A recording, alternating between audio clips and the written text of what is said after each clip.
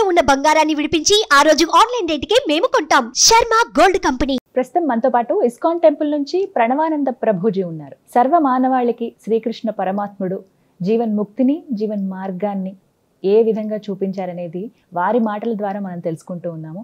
వారు ప్రత్యేకంగా గోవర్ధన్ ఇకో విలేజ్ ముంబైలో ఉన్నటువంటి ఆశ్రమంలో వారు సేవ చేస్తూ ఉంటారు.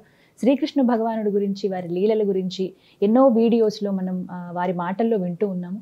ప్రస్తుతం మనతో పాటు స్టూడియోలో ఉన్నారు ప్రణవానంద ప్రభుజీ. వారితో మాట్లాడదాం, మరిన్ని విషయాలు తెలుసుకుందాం. నమస్కారం ప్రభుజీ. హరే కృష్ణ. నమస్కారం అండి. ఏకాదశి వస్తుంది, చాలా విశిష్టమైన రోజు అని చెప్తూ ఉంటారు. కొన్ని ప్రాంతాల్లో అయితే అసలు పండగే ఆ రోజున.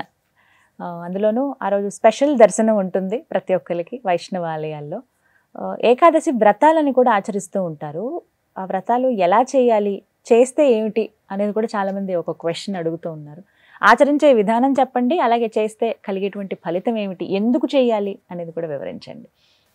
అన్నిటికంటే గొప్పదైన వ్రతం ఏదైనా ఉంటే అది ఏకాదశి వ్రతం. అన్ని వ్రతాలు చేసి ఏకాదశి చేయకపోయారనుకోండి, ఏ వ్రతం ఫలితం రాదు. ఓ, ఏకాదశి వ్రతం ఒక్కటి చేసి ఏ వ్రతము చేయలేదనుకోండి, అన్ని వ్రతాల ఫలితం ఏకాదశి ఇవ్వగలుగుతాం. మన శాస్త్రంలో ఉపవాసం అని చెప్పింది కేవలం ఏకాదశికి మాత్రమే.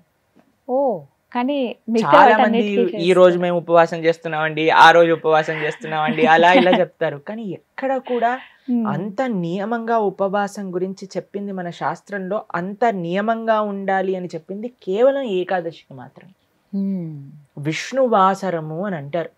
అన్నిటికంటే favourite day of lord Vishnu Ekadashi.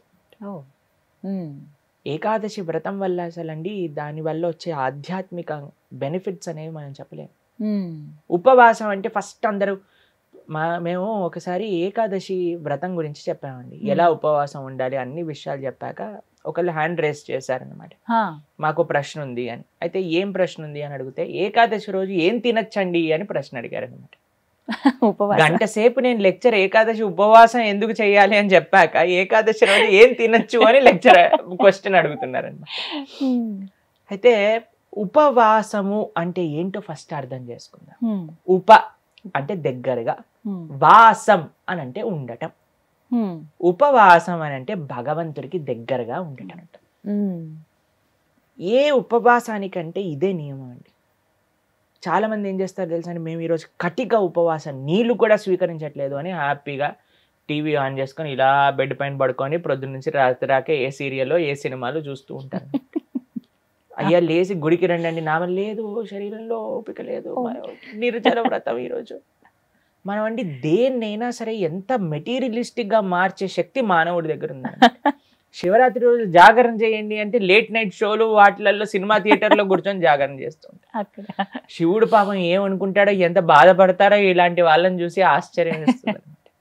మనం దేన్నైనా సరే ఎలా పాడు చేయొచ్చో అంత, ఎంత ఫాస్ట్గా మానవ బ్రెయిన్ పనిచేస్తుందంటే అంత పనిచేస్తుంది. ఉపవాసము అని అంటే, ఆ ఉపవాసం చేసే ఏకాదశి రోజు ఏం చెయ్యాలి అని అంటే, ఇంకా మరింత కృష్ణ సేవ, ఇంకా మరింత భగవన్నామం పలకటం. హరే కృష్ణ కృష్ణ కృష్ణ హరే హరే, హరే రామ రామ రామ హరే హరే. మరింత నామం చేసుకోవటం, మరింత భాగవత గీత వీటిని శ్రవణం చేయటం, అధ్యయనం చేయటం. ఇది ఉపవాసం, భగవంతుడు దగ్గరగా ఉండటం. మరి ప్రభుజీ ఉపవాసం అంటే తినకుండా ఎందుకు ఉండాలని చెప్తారు? ఇప్పుడు చూడండి, ప్రొద్దు నుంచి లేవంగానే తిండి గోలే కదండి మనకి. ఏం టిఫిన్ ఏం చేయాలి, దోశలు వేయటం, ఇడ్లీలు వేయటం, అటు వాయిల్ తీయటం, ఇటు చట్నీ చేయటం, ఇటు సాంబార్ చేయటం, పెట్టేయటం. దాని తర్వాత ఇది అయిపోగానే మళ్ళీ లంచ్కి ఏం కావాలి, భోజనం కోసం కూరగాయలు కట్ చేయటం, వంటలు చేయటం, మళ్ళీ తినగానే నిద్ర వస్తుంది, మధ్యాహ్నం పూట పడుకుంటాం, మళ్ళీ సాయంత్రం కావగానే ఇది అది. దాని తర్వాత మళ్ళీ రాత్రి డిన్నర్ ఏంటి, స్విగ్గీ జొమాటో అవి ఇవి, మళ్ళీ కిచెన్ క్లీన్ చేసుకోవడం, తూడ్చుకోవడం, బాసనలు తోముకోవడం, వీటిలలోనే రోజంతా పోతుంది. ఏం చెప్పారంటే, అయ్యా నువ్వు దేవుడికి దగ్గరగా ఉండాలంటే వీటిని కొద్దిగా దూరం పెట్టాలి, అప్పుడే సాధ్యం అవుతుంది. తినకపోయామనుకోండి, కొద్దిగా తగ్గించామనుకోండి, మనకి నిద్ర రాదు అంతగా. ప్లస్ ఇంత పెద్ద తతంగం మొత్తం కూడా ఆఫ్ అయిపోతుంది. ఎంత సమయం మెరిగిపోతుంది. మీరు ఒక్కసారి ప్రయత్నించండి. ఒకరోజు వంట తిండి ఈ రెండు ఆపేస్తే అసలు ఆ రోజు ఏంటి ఇంత పెద్దగా ఉంది మనకి అని అనిపిస్తుంది అనమాట. Long day. ఎందుకంటే అంత సమయం మనకు ఉండిపోతుంది. కాబట్టి ఏకాదశి రోజు ఏంటి నియమం, ముఖ్య నియమం ఏంటి అని అంటే ఎంత వీలైతే అంత భక్తితో ఉండటం, భగవంతుడి యొక్క ఆరాధన చేయటం, ఆలయానికి వెళ్ళడం, వైష్ణవుల సేవ చేసుకోవటం, భగవన్నామాన్ని జపం చేయటం, గీతా భాగవతాలు శ్రవణం చేయటం, సత్సంగంలో ఉండటం, ఇది ఏకాదశి ముఖ్య నియమం. దాని తర్వాత నియమం ఏంటి అని అంటే ఆహార నియమం పాటించాలి. ఏంటి ఆహార నియమం పాటించాలి అని అంటే ధాన్యంలో ఏకాదశి రోజు పాప పురుషుడు ఉంటాడు అని చెప్తారనమాట.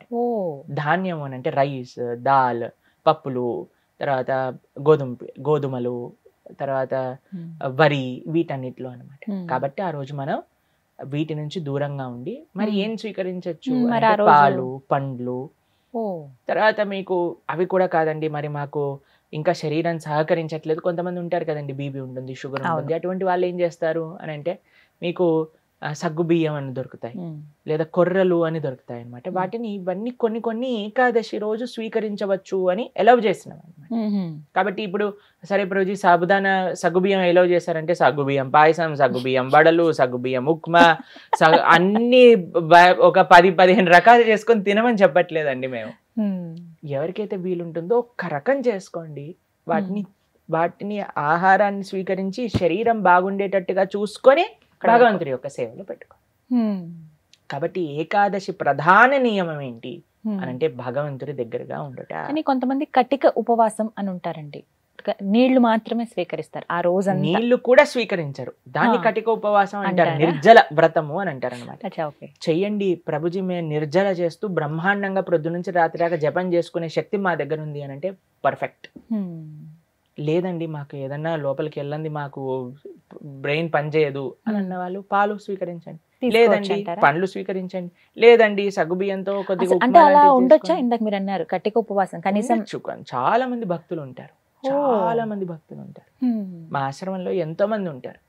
మరి మీ విషయం ఏంటి ప్రభుజీ, మీరు ఉండరా అని అంటే మేము మధ్యాహ్నం వరకు మాత్రం నీరు తీసుకోకుండా, ఏం ఆహారం తీసుకోకుండా ఉపవాసం, మధ్యాహ్నం పూట కొద్దిగా పాలు, కొద్దిగా పండ్లు అలాంటివి స్వీకరిస్తాం అన్నమాట. అలా మేము ఏకాదశి ఉపవాసం చేయడానికి ప్రయత్నం చేస్తాం. వ్రతం, ఏకాదశి వ్రతం అంటే ఏ విధంగా? ఉపవాసమే ఆనిస్తేనే వ్రతం అంటారు. ప్రతి నెలలో 2 ఏకాదశులు వస్తాయి. అవును, ఆ 2 ఏకాదశులు సంవత్సరం పాటు మొత్తం అన్ని ఏకాదశులు కానీ మనం ఉండగలిగితే దానికంటే గొప్ప వ్రతం ఇంకొకటి లేదు. ఏం జరుగుతుంది ఏకాదశి వ్రతం చేస్తే? భగవంతుడి యొక్క పూర్తి కృప మన పైన ఉంటుంది.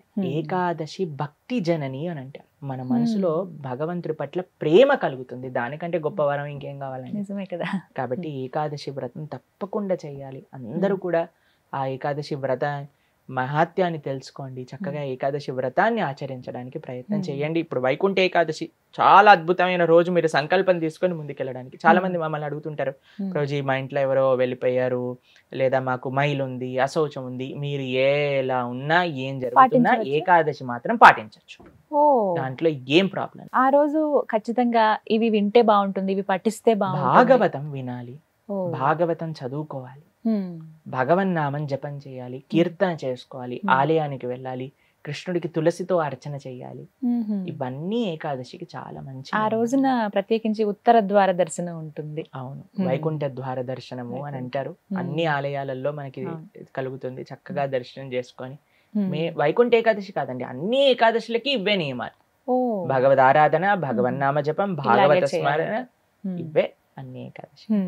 కాబట్టి తప్పకుండా ప్రతి ఒక్కళ్ళు చేయాల్సిన వ్రతం ఏకాదశి వ్రతం. ఎవరైనా ఆచరించవచ్చు, ఏ వయసు వాళ్ళైనా కూడా చేయవచ్చు, చేయదగింది అని అంటే కనుక.